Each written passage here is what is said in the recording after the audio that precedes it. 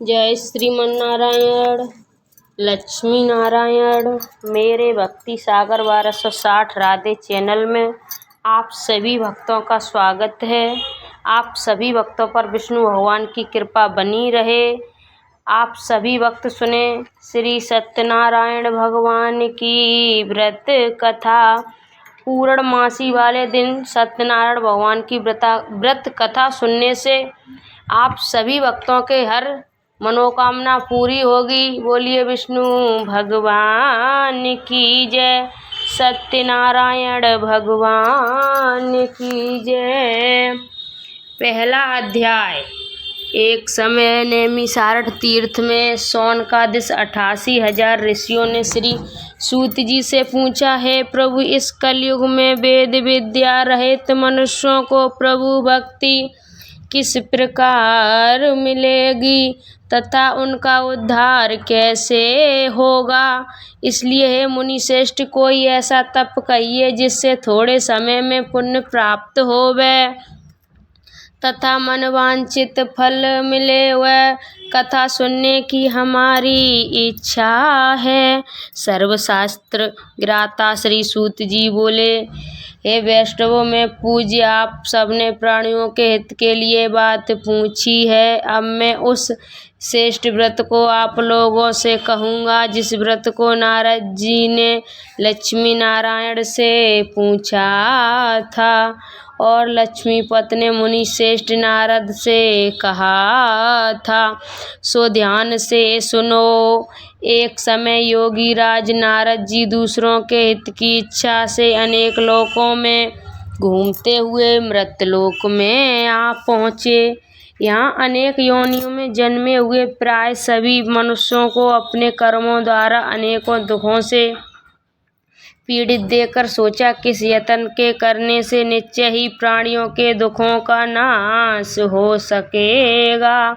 ऐसा मन में सोचकर विष्णु लोक को गए।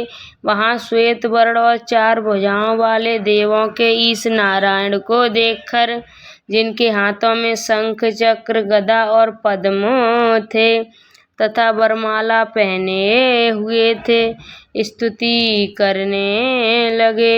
हे भगवान, आप अत्यंत शक्ति से संपन्न हैं।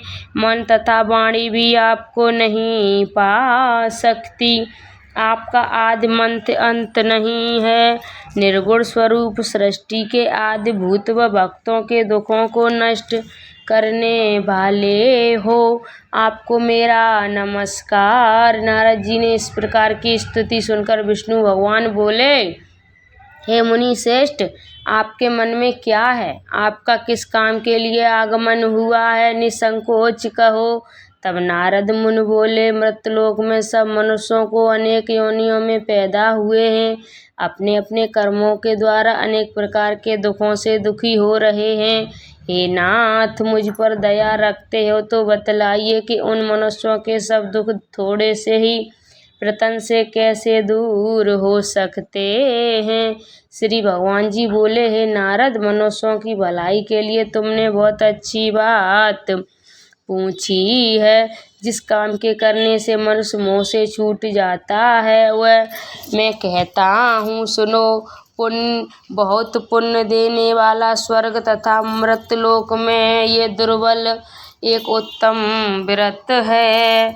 आज मैं प्रेमवश होकर तुमसे कहता हूँ, सत्यनारायण का ये व्रत अच्छी तरह विधि पूर्वक करके मनुष्य आय पर्यंत यहाँ सुख भोग कर मरने पर मोक्ष को प्राप्त होता है।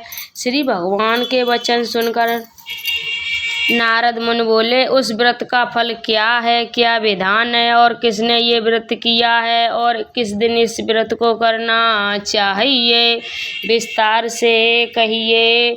भगवान बोले, दुख शोक आदि को दूर करने वाला, धन धान्य को बढ़ाने वाला, सौभाग्य तथा संतान को देने वाला, ये व्रत सब स्थानों पर विजयी करने वाला है। भक्ति और श्रद्धा के साथ किसी भी दिन मनुष्य सत्यनारायण की शाम के समय ब्राह्मण और बंधुओं के साथ धर्म परायण होकर पूजा करे भक्ति भाव से नैवेद्य केले का फल, घी, दूध और गेहूं का चूर्ण, सवाले के गेहूं के अभाव में सांठी का चूर्ण, शक्कर तथा गुड़ ले और सब भसड़ योग पदार्थ जमा करा के भगवान के अर्पण कर देवे तथा बंधुओं सहित ब्राह्मणों को भोजन करावे। पश्चात स्वयं भोजन करे। नित्य गीत आदि का आचरण कर सत्यनारायण भगवान का स्मरण करता हुआ समय व्यतीत करे। इस तरह व्रत करने पर मनुष्य की इच्छा निश्चय पूरी होती है। विशेषकर कलकाल में भूमि पर यही मोक्ष का सरल उपाय है। पहला अध्याय समाप्त। बोलिए सत्यनारायण भगवान की जय। दूसरा अध्याय शुरू। सूत जी बोले, हे ऋषियों, जिसने पहले समय में इस व्रत को किया है उसका इतिहास कहता हूँ। ध्यान से सुनो। सुंदर काशीपुरी नगरी में एक अत्यंत निर्धन ब्राह्मण रहता था। वह भूख और प्यास से बेचैन हुआ नित्य पृथ्वी पर घूमता था। ब्राह्मणों से प्रेम करने वाले भगवान ने ब्राह्मण को दुखी देखकर बूढ़े ब्राह्मण का रूप धर उसके पास जा आदर के साथ पूछा, हे विप्र, नित्य दुखी हुआ पृथ्वी पर क्यों घूमता है? हे श्रेष्ठ ब्राह्मण, ये सब मुझसे कहो, मैं सुनना चाहता हूँ। ब्राह्मण बोला, है मैं निर्धन ब्राह्मण हूँ, भिक्षा के लिए पृथ्वी पर घूमता हूँ। हे भगवान, यदि आप इसका उपाय जानते हो तो कृपा कर कहो। वृद्ध ब्राह्मण बोले कि सत्यनारायण भगवान का मनवांछित फल देने वाले हैं, इसलिए हे ब्राह्मण, तू उनका पूजन कर, जिसके करने से मनुष्य सब दुखों से मुक्त होता है। ब्राह्मण को व्रत का सारा वृत्तांत बतलाकर बूढ़े ब्राह्मण का रूप धारण करने वाले सत्यनारायण भगवान अंतर्ध्यान हो गए। जिस व्रत को वृद्ध ब्राह्मण ने बतलाया था मैं उसको करूँगा, ये निश्चय करने पर उसे रात में नींद भी नहीं आई। वह सवेरे उठकर सत्यनारायण के व्रत का निश्चय कर भिक्षा के लिए चला। उस दिन उसको भिक्षा में बहुत धन मिला, जिससे बंधु बांधवों के साथ उसने सत्यनारायण भगवान का व्रत किया। इसके करने से वह ब्राह्मण सब दुखों से छूटकर अनेक प्रकार की संपत्तियों से युक्त हुआ। उस समय से वह ब्राह्मण हर मास व्रत करने लगा। इस तरह सत्यनारायण भगवान के व्रत को जो करेगा वह सब पापों से छूटकर मोक्ष को प्राप्त होगा। आगे जो पृथ्वी पर सत्यनारायण का व्रत करेगा वह मनुष्य सब दुखों से छूट जाएगा। इस तरह नारद जी ने सत्यनारायण का कहा हुआ व्रत मैंने तुमसे कहा है विप्र, मैं अब और क्या कहूँ। कृष्ण बोले कि मुनीश्वर, संसार में इस व्रत को सुनकर किस किसने इस व्रत को किया है हम वो सुनना चाहते हैं। इसके लिए हमारे मन में श्रद्धा है। सूत जी बोले कि हे मुनीश्वर, जिसने इस व्रत को किया है वह सब सुनो। एक समय ब्राह्मण धन और ऐश्वर्य के अनुसार बंधु बांधवों के साथ व्रत करने को तैयार हुआ। उसी समय एक लकड़ी बेचने वाला बूढ़ा आदमी आया और बाहर लकड़ियों को रखकर ब्राह्मण के मकान में गया। प्यास से दुखी लकड़हारा उसको व्रत करते देखकर ब्राह्मण को नमस्कार कर कहने लगा कि आप ये क्या कर रहे हैं और इसके करने से क्या फल मिलता है, कृपया करके मुझसे कहो। ब्राह्मण ने कहा, सब मनोकामनाओं को पूर्ण करने वाला ये सत्यनारायण भगवान का व्रत है। इसकी कृपा से मेरे यहाँ धन धान आदि की वृद्धि हुई है। ब्राह्मण ने इस व्रत के बारे में जानकर लकड़हारा बहुत प्रसन्न हुआ। चरणामृत ले और प्रसाद खाने के बाद अपने घर को गया। लकड़हारे ने अपने मन में इस प्रकार का संकल्प किया कि आज मैं ग्राम में लकड़ी बेचने में जो धन मिलेगा उसी से सत्यनारायण भगवान देव का व्रत करूँगा। ये मन में विचार कर वह बूढ़ा आदमी लकड़ियों अपने सिर पर रखकर जिस नगर में धनवान लोग रहते थे वह ऐसे सुंदर नगर में गया। उस रोज वहाँ पर उन लकड़ियों का दाम पहले दोनों से 2 गुना मिला हुआ है। वहाँ बूढ़ा लकड़हारा दाम ले और अति प्रसन्न होकर पक्के केले की फली, शक्कर, घी, दूध, दही और गेहूं का चूड़ इत्यादि सत्यनारायण भगवान के व्रत को कुल सामग्री को लेकर अपने घर को गया। फिर उसने अपने भाइयों को बुलाकर विधि के साथ भगवान जी का पूजन और व्रत किया। उस व्रत के प्रभाव से वह बूढ़ा लकड़हारा धन पुत्र आदि से युक्त हुआ और संसार के समस्त सुख भोग कर वैकुंठ धाम को चला गया।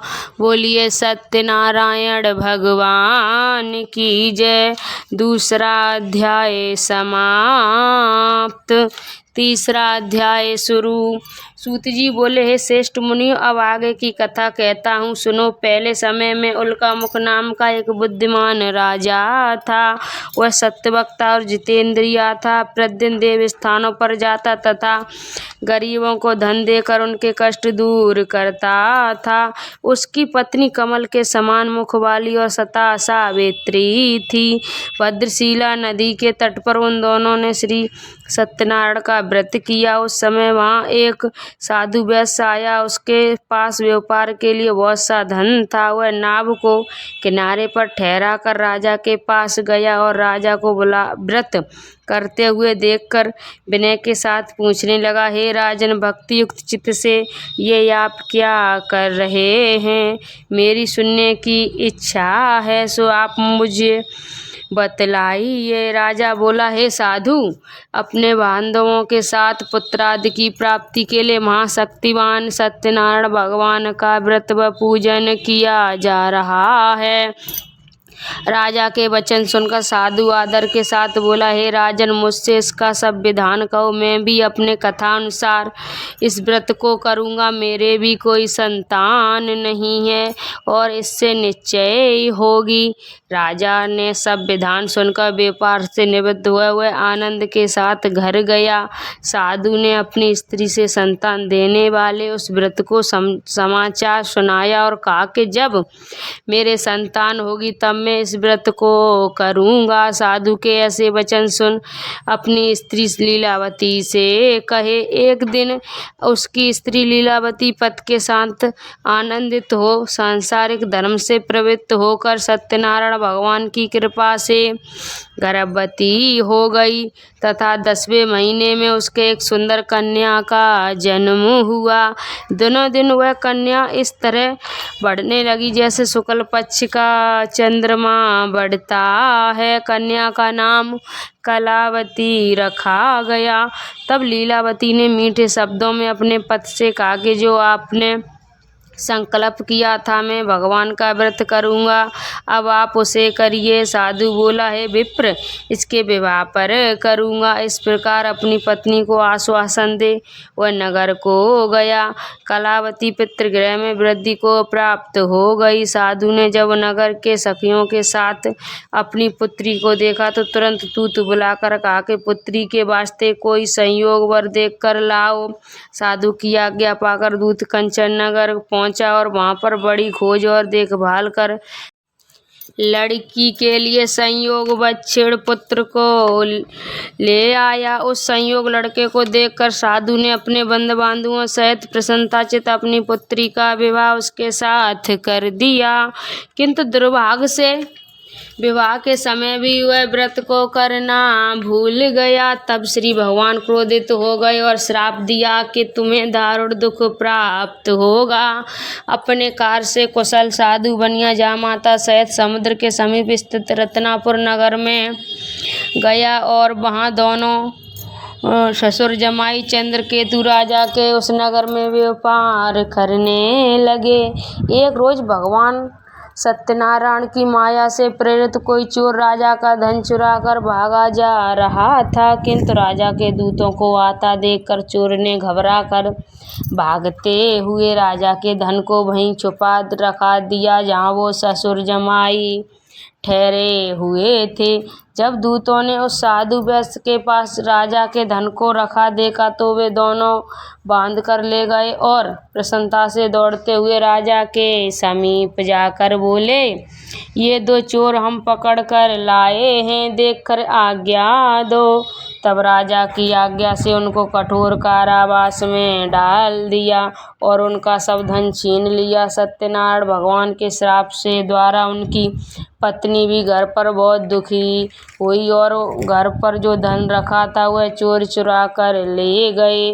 शारीरिक व मानसिक पीड़ा तथा भूख प्यास से अति दुखित हो अन्न की चिंता में कलावती एक ब्राह्मण के घर गई। वहाँ उसने सत्यनारायण भगवान का व्रत होते देखा।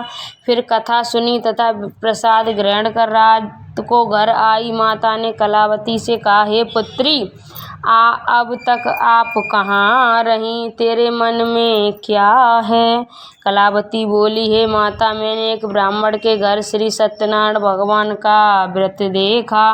कन्या के वचन सुनकर लीलावती भगवान के पूजन की तैयारी करने लगी। लीलावती ने परिवार और बंधुओं सहित श्री सत्यनारायण भगवान का पूजन किया और वर मांगा कि मेरे पति और दामाद शीघ्र आ जावे। साथ ही प्रार्थना की कि हम सबका अपराध क्षमा करो। सत्यनारायण भगवान इस व्रत के संतुष्ट हो गए और राजा चंद्रकेतु को सपन में दर्शन देकर कहा कि हे राजन, दोनों वैश्य को प्राय छोड़ दो तो और उनका सब धन जो तुमने ग्रहण किया है दे दो, नहीं तो मैं तेरा धन धान्य और पुत्र आदि सब नष्ट कर दूंगा। राजा के ऐसे वचन कहकर भगवान अंतर्ध्यान हो गए। प्रायःकाल राजा चंद्रकेतु के सभा में अपना स्वप्न सुनाया। फिर दोनों बछड़ पुत्रों को कैद से मुक्त कर सभा में बुलाया। दोनों ने आते ही राजा को नमस्कार किया। राजा ने मीठे वचनों से बोला, हे महान भावो, भाभी बस ऐसा कठिन दुख प्राप्त हुआ है, अब तुम्हें कोई भय नहीं है। ऐसा कहकर राजा ने उनको नए नए वस्त्र भूषण पहनाए तथा उनका जितना धन लिया था उससे दूना धन देकर आदर सहित विदा किया। दोनों वैसे अपने घर को चल दिए। बोलिए सत्यनारायण भगवान की जय। तीसरा अध्याय समाप्त। चौथा अध्याय शुरू। सूत जी बोले, वैश्य ने मंगलाचार करके यात्रा आरंभ की और अपने नगर को चला। उनके थोड़ी दूर निकलने पर दंडी वेशधारी सत्यनारायण ने उनसे पूछा, हे साधु, तेरी नाभ में क्या है? अभिमानी बछड़ हंसता हुआ बोला, हे दंडी, आप क्यों पूछते हो? क्या धन लेने की इच्छा है? मेरी नाभ में तो बेल और पत्ते भरे हैं। वैश्य का कठोर वचन सुनकर भगवान ने कहा, तुम्हारा वचन सत्य हो। दंडी ऐसा कहकर वहाँ से दूर चले गए और कुछ दूर जाकर समुद्र के किनारे बैठ गए। दंडी के जाने पर वैश्य ने नित्य क्रिया करने के बाद नाव को ऊंची उठी देखकर अचंभा किया और नाव के बेलपत्र आदि देकर मूर्छित होकर जमीन पर गिर गया। फिर मूर्छा खुलने पर अत्यंत शोक प्रकट करने लगा। तब उसका दामाद बोला कि आप शोक न करें, ये दंडी का श्राप है, अतः उनकी शरण में चलना चाहिए, तभी हमारी मनोकामना पूरी होगी। दामाद के वचन सुन वह दंडी के पास पहुंचा और अत्यंत भक्त भाव से नमस्कार करके बोला, मैंने जो आपसे असक्त वचन कहे थे उनको क्षमा करो। ऐसा कहकर महान शोकातुर हो रोने लगा। तब दंडी भगवान बोला, हे बछड़ पुत्र, मेरी आज्ञा से तू बार बार तुम्हें दुख प्राप्त हुआ है, तू मेरी पूजा से विमुख हुआ है। साधु बोला, हे भगवान, आपकी माया से मोहित ब्रह्मा आदि भी आपके रूप को नहीं जानते, तब मैं अज्ञानी कैसे जान सकता हूँ? आप प्रसन्न होइए, मैं सामर्थ्य अनुसार आपकी पूजा करूँगा। मेरी रक्षा करो और पहले के समान नौका में धन भर दो। उसके भक्ति युक्त वचन सुनकर भगवान प्रसन्न हुए, इच्छा अनुसार वर देकर अंतर्ध्यान हो गए। तब उन्होंने नाव पर आकर देखा कि नाव धन से परिपूर्ण है। फिर वह भगवान सत्यनारायण को पूजन कर साथियों सहित अपने नगर को चला। अब अपने नगर के निकट पहुंचा, तब दूत को घर भेजा। दूत के साधु ने घर जा उसकी स्त्री को नमस्कार कर कहा कि साधु अपने दामाद सहित इस नगर के समीप आ गए हैं। ऐसा वचन सुन साधु की स्त्री ने बड़े हर्ष के साथ सत्यदेव का पूजन कर पुत्री से कहा, मैं अपने पति के दर्शन के लिए जाती हूँ, तू कार्य पूर्ण कर शीघ्र आ। माता के ऐसे वचन सुनकर कलावती प्रसाद छोड़कर पति के पास गई। प्रसाद की अवज्ञा के कारण सत्यदेव ने रुष्ट हो उसके पति को नाव सहित पानी में डुबो दिया। कलावती अपने पति को न देखकर रोती हुई जमीन पर गिर गई। इस तरह नौका को डूबा हुआ तथा कन्या को रोता देख साधु दुखित हो बोला, हे प्रभु, मुझसे या मेरे परिवार से जो भूल हुई है उसे क्षमा करो। उसके दीन वचन सुनकर सत्यदेव प्रसन्न हो गए और आकाशवाणी हुई, हे साधु, तेरी कन्या मेरे प्रसाद को छोड़कर आई है, इसलिए इसका पति अदृश्य हुआ है। यदि वह घर जाकर प्रसाद खाकर लौटे तो इसे अवश्य मिलेगा। ऐसी आकाशवाणी सुनकर कलावती ने घर पहुंचकर प्रसाद खाया, फिर आकर पति के दर्शन किए। तत्पश्चात साधु ने बंधुओं सहित सत्यदेव का विधिपूर्वक पूजन किया। उस दिन से वह पूर्णिमा को सत्यनारायण का पूजन करने लगा। फिर इस लोक का सुख भोग कर अंत में स्वर्ग लोक को गया। बोलिए सत्यनारायण भगवान की जय। चौथा अध्याय समाप्त। पांचवा अध्याय शुरू। सूत जी बोले, हे ऋषियों, मैं और भी कथा कहता हूँ, सुनो। प्रजा पालन में लीन दुग्धभिज नाम का एक राजा था। उसने भी भगवान का प्रसाद त्याग कर बहुत दुख पाया। एक समय वन में जाकर वन्य पशुओं को मारकर बड़ के पेड़ के नीचे आया। वहाँ उसने ग्वालों को भक्ति भाव से बंधुओं सहित सत्यनारायण का पूजन करते देखा। राजा देखकर भी आह्वानवश वहां नहीं गया और न नमस्कार किया। जब ग्वालों ने भगवान का प्रसाद उसके सामने रखा तो वह प्रसाद को त्याग कर अपनी सुंदर नगरी को चला गया। वहीं उसने सब कुछ नष्ट पाया। वह जान गया कि ये सब भगवान ने किया है। वह विश्वास कर ग्वालों के समीप गया और विधि पूर्वक पूजन कर प्रसाद खाया तो सत्यदेव की कृपा से पहले जैसा था वैसा ही हो गया। फिर दीर्घ काल तक सुख भोग कर मरने पर स्वर्गलोक को गया। जो मनुष्य इस परम दुर्बल व्रत को करेगा, भगवान की कृपा से उसे धन धान्य की प्राप्ति होगी। निर्धन धनी और बंदी बंधन से मुक्त होकर निर्भय हो जाता है। संतानहीनों को संतान प्राप्त होती है तथा सब मनोरथ पूर्ण होकर अंत में वैकुंठ धाम को जाता है। जिन्होंने पहले समय में इस व्रत को किया है, अब उनके दूसरे जन्म की कथा कहता हूँ। वृद्ध संतानंद ब्राह्मण ने सुदामा का जन्म लेकर मोक्ष को पाया। उल्कामुख नाम का राजा दशरथ होकर वैकुंठ को प्राप्त हुआ। साधु नाम का वैश्य ने मोरध्वज बनकर अपने पुत्र को आर्य से चीरकर मोक्ष को प्राप्त किया। महाराजा दुगंधभिज ने स्वयं भू होकर भगवान में भक्ति युक्त कर्म कर मोक्ष को प्राप्त किया। बोलिए सत्यनारायण भगवान की जय। पांचवा अध्याय समाप्त। जगदीश की आरती। ओम जय जगदीश हरे। स्वामी जय जगदीश हरे। भक्ति जनों के संकट क्षण में दूर करे। ओम जय जगदीश हरे। जो धावे फल पावे, दुख बिन से मन का। सुख संपत्ति घर आवे, कष्ट मिटे तनिका। ओम जय जगदीश हरे। माता पिता तुम मेरे, शरण गहूँ किसकी। तुम बिन और न दूजा, आस करूँ जिसकी। ओम जय जगदीश हरे। तुम पूर्ण परमात्मा, तुम अंतर्यामी। पार ब्रह्म परमेश्वर, तुम सबके स्वामी। ओम जय जगदीश हरे। तुम करुणा के सागर, तुम पालन करता। मैं मूर्ख खल कामी, कृपा करो भरता। ओम जय जगदीश हरे। तुम हो एक गोचर, सबके प्राणपति। किस विधि मिलूं दयामय, तुमको मैं कुमति। ओम जय जगदीश हरे दीन बंद दुख हरता तुम ठाकुर मेरे, अपने हस्त बढ़ाओ द्वार पड़ा तेरे। ओम जय जगदीश हरे विषय विकार मिटाओ पाप हरो देवा, श्रद्धा भक्ति बढ़ाओ संतन की सेवा। ओम जय जगदीश हरे, ओम जय जगदीश हरे, स्वामी जय जगदीश हरे, भक्तजनों के संकट क्षण में दूर करे।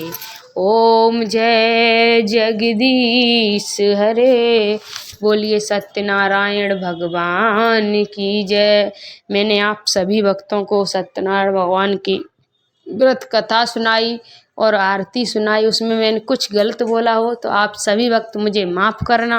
इस वीडियो को ज़्यादा से ज़्यादा शेयर करना, लाइक शेयर सब्सक्राइब जरूर करना, कमेंट में जय श्रीमन नारायण जरूर लिखना। आप सभी भक्तों की हर मनोकामना विष्णु भगवान पूरी करेंगे।